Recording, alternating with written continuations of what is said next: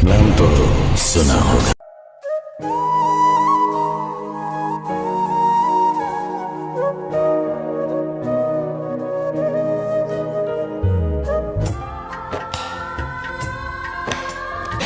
के ऊपर बात करेंगे, SSPS के ऊपर। इसको मॉड्यूल भी बोलते हैं, SSPS भी बोलते हैं, वो यही इसी को बोलते हैं, ठीक है ना। तो लिखा हुआ प्रोटेक्शन सिस्टम। इतना बात समझ लो, इतना बात समझ लीजिए, जो भी 3 फेस का कंप्रेसर है, चाहे वो स्क्रू हो, चाहे वो पिस्टन हो, कॉपलैंड हो, स्क्रॉल कंप्रेसर हो, 3 फेस का कंप्रेसर में SSPS का इस्तेमाल होता है। ओके, एक सेफ्टी डिवाइस है, इसका इस्तेमाल होता है। हो सकता है डिज़ाइन अलग होगा, लेकिन ये 3 फेस का कंप्रेसर में एक बहुत अहम सेफ्टी डिवाइस है, इसका इस्तेमाल होता है। ओके, अब ज़्यादा कुछ करने की ज़रूरत नहीं आपको। इसी SSPS के ऊपर आप देखेंगे तो उसके ऊपर आपको ये डायग्राम नज़र आ रहा है। इसमें आपको उसको वायरिंग को एक्सप्लेन किया गया है। सबसे पहली बात ये, मैं एक बात बता दूँ, बहुत सारे लोग बहुत सारा कमेंट्स कर रहे हैं कि इसके ऊपर वगैरह वगैरह डिफरेंट टॉपिक के ऊपर वीडियो बनाने बोल रहे हैं।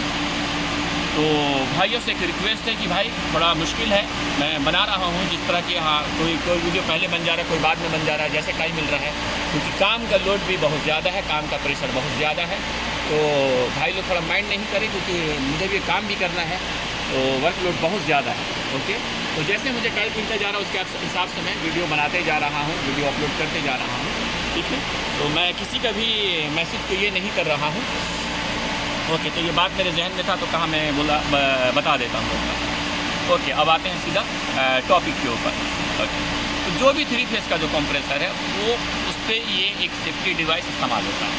इसका काम को समझने के लिए क्यों इस्तेमाल किया जाता है, इसका काम को समझने के लिए ये एक, अगर फेस सीक्वेंस अगर मिस हो गया, अगर कॉन्टेक्टर का आउटपुट से 3 फेस आना चाहिए, इसको 1 2 3 और 1 2 3 है ना, 3 फेस आना चाहिए, यानी कि ये इसको 1 2 3 और 1 2 3 कंप्रेसर कॉन्टेक्टर का आउटपुट से जो वोल्टेज 3 फेस आना चाहिए, इफ़ इन केस अगर वो मिस हो गया, वो नहीं आया, वो प्रॉपर आउटपुट वोल्टेज नहीं देगा, तब ये काम करेगा और जो NC है वो NO हो जाएगा, और ये सिग्नल देगा बोर्ड को, बोर्ड सिग्नल देगा कॉन्टेक्टर को, वो ऑफ हो जाएगा। सिंपल सी बात। अगर किसी कारण वोल्टेज प्रॉपर, जो वोल्टेज आउटपुट प्रॉपर नहीं हुआ कंप्रेसर कॉन्टेक्टर से, तो SSPS सिग्नल लेगा, और सिग्नल लेके फ़ौरन वो आपका वो बोर्ड को सिग्नल देगा, बोर्ड कॉन्टेक्टर को सिग्नल देगा, वो कॉन्टेक्टर आपका ऑफ हो जाएगा, वो कंप्रेसर ऑफ हो जाएगा। हाँ, तो फिर बाद में आपको टेक्नीशियन को फिजिकल जाके चेक करना पड़ेगा कि क्या रीज़न है। तो इसका मतलब ये हुआ कि अगर फेस सीक्वेंस, फेस रुका, किसी भी हाथ से फेस मिस हुआ, फेस प्रॉपर नहीं पहुंचा कंप्रेसर टर्मिनल तक, ये सेफ्टी डिवाइस काम करेगा और उसके बाद ये ऑफ हो जाएगा। एक जो इसका एक अहम काम ये है, और भी काम है, पहला एक अहम काम है, फेस मिस हुआ वो चलने नहीं देगा। दूसरा, face if in case interchange होगा, वो यहाँ तक नहीं पहुँचेगा क्योंकि चिलर के पास सेफ्टी डिवाइस है, बट इफ़ इन केस अगर फेस जो है रेड येलो ब्लू, अगर इफ़ इन केस अगर वो काम नहीं किया, आगे का सेफ्टी डिवाइस यहाँ तक पहुँच भी गया, और इफ़ इन केस अगर रॉन्ग फेस हो गया किसी भी कारण से, उसके बाद भी ये एक्टिव होगा, एक काम करेगा, और जो NC है उसको NO करेगा। 2 काम हो गया। तीसरा, आप इसमें वायरिंग डायग्राम में देखें, यहाँ पर डायग्राम के हिसाब से आप इसको फॉलो करें। क्या है ये L और N, यानी 220, हाँ L और N क्या है 220, ठीक है। ये 220 अगर किसी हाल पे नहीं पहुंचा तब भी वो NC हो जाएगा, सॉरी NO हो जाएगा। NC तो जब 220 रहेगा तब वो NC होगा, और जब 220 नहीं रहा, किसी वजह से वोल्टेज रुक गया, कुछ भी हो सकता है, तो वो चेक करना पड़ेगा। तो ये बता रहा हूँ आपको, ये अगर 220 नहीं मिला तब भी वो NO हो जाएगा। ओके, जब वो NC है, जब 220 रहेगा तो NC रहेगा, लेकिन ये फेस इंटरचेंज हो गया तब वो भी NO हो जाएगा। फेस मिस हुआ, नहीं पहुंच पाया प्रॉपर, तब भी वो NO हो जाएगा। पूरा बताएंगे, हाँ वीडियो पूरा कंप्लीट देखने, हाँ कहाँ पर सब बताते हैं, 1 मिनट बाद में एक और। ओके, तो यहाँ पर यानी कि इस SSPS को एक जगह लैंड और न्यूट्रल चाहिए 220, और अलग से 3 फेस चाहिए, लैंड 1, लैंड 2, लैंड 3, 2 वोल्टेज है ना। और उसके बाद इसको लैंड और L और N में 220 ही चाहिए यार, कितना चाहिए, तो उसके लिए परेशान होने की ज़रूरत नहीं है।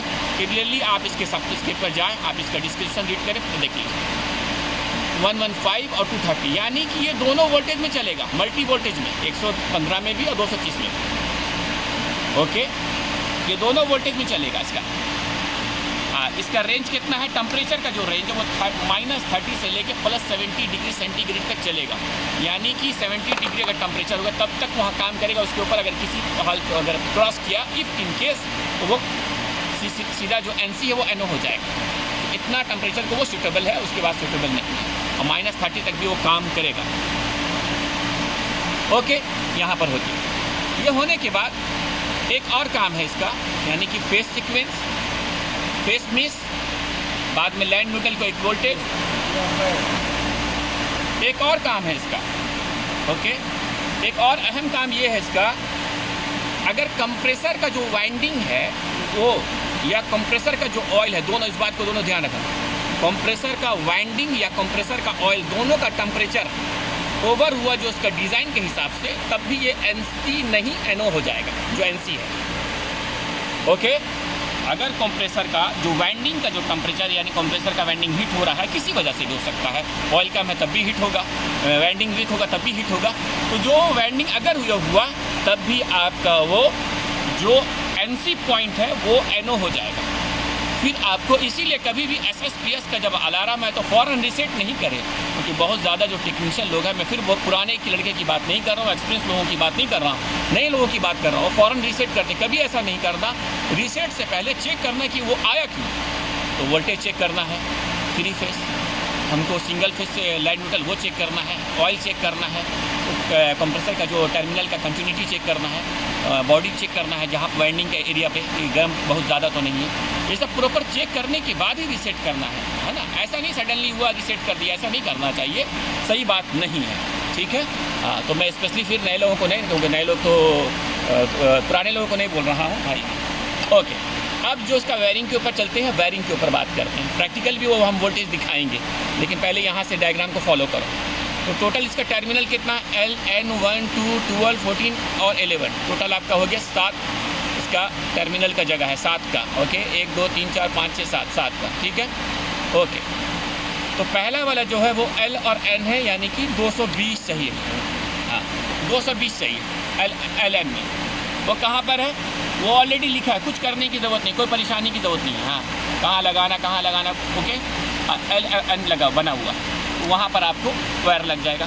तो N में जो वायर लगेगा जो जामिल का नंबर है, दूसरी कंपनी का नंबर चेंज हो जाएगा, लेकिन सब में सिस्टम यही है, वैसे ही काम करता है, वायर नंबर खाली चेंज हो जाएगा। तो नंबर 2 यानी N में जाएगा और 1 भी L में जाएगा, तो हो गया। ओके, बाद में हम लोग क्या है आपका 1 2, ये वही है, ये 1 2 जो मैं बता रहा था, ये वाला 1 2 ये वही है। अगर ऑयल का टेम्परेचर हाई हो गया, वाइंडिंग का टेम्परेचर हाई हो गया, तो ये सिग्नल देगा और ये जो है आपका NO हो जाएगा, जो NC होने वाला पॉइंट है।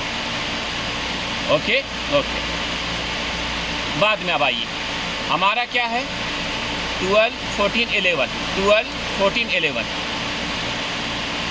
14 और 11 में NC होना चाहिए, तभी आपका सिस्टम चलेगा। जब ये नॉर्मल है, ओके है, कंप्रेसर ओके है, सब कुछ temperature, face sequence, everything, voltage okay है, सब कुछ, कोई प्रॉब्लम नहीं है, तो 14 और 11 में कंटिन्यूटी बताएगा। लेकिन अगर वो किसी ट्रिप अगर आ गया, जब ट्रिप हो गया वो किसी वजह से भी, कोई भी रीज़न से, तब आपको 12 और 11 में कंटिन्यूटी बताएगा, 14 11 में फिर नहीं बताएगा, इसमें बताएगा। इसमें बताने का मतलब है कि वो ट्रिप हुआ है, फिर वो चेक करने वाली बात है कि किस रीज़न से ट्रिप हुआ है, ठीक है। ये दोनों पॉइंट हमेशा NC होना चाहिए, इसमें कंटिन्यूटी बताना चाहिए। नहीं बता रहे तो इसका मतलब है कि आपका कंप्रेसर ओके है, वोल्टेज ओके है, ठीक है। एक बात और, अगर ये SSPS जामिल से लेना है तो उसका नंबर ये है 347017.10, जो भी है डैश करके, क्योंकि ये नंबर आप जामिल में बोलेंगे, आपको SSPS की ज़रूरत नहीं, नंबर ही काफ़ी है आपके पास। नंबर आप जामिल के स्पेयर पार्ट्स के शोरूम में जाएंगे, इजीली ये सामान मिल जाएगा। तो इसका जो कनेक्शन था वो इसी तरह का कनेक्शन है, ओके, ठीक है। ओके, बाद में हम लोग अभी वोल्टेज ऑफ है, ब्रेकर ऑफ है, ऑन नहीं किए, ऑन करके फिर मैं यहाँ वोल्टेज भी दिखाऊंगा, उसको एनसी भी दिखाऊंगा। चलिए बाकी हम लोग उसको कंप्लीट करते हैं दूसरा वीडियो में। ओके, मेरे YouTube चैनल को सब्सक्राइब करें, YouTube पे जाएं, HVACAMJAD अमजद मिला के लिखें और सर्च करें और यहाँ से आप सब्सक्राइब करें।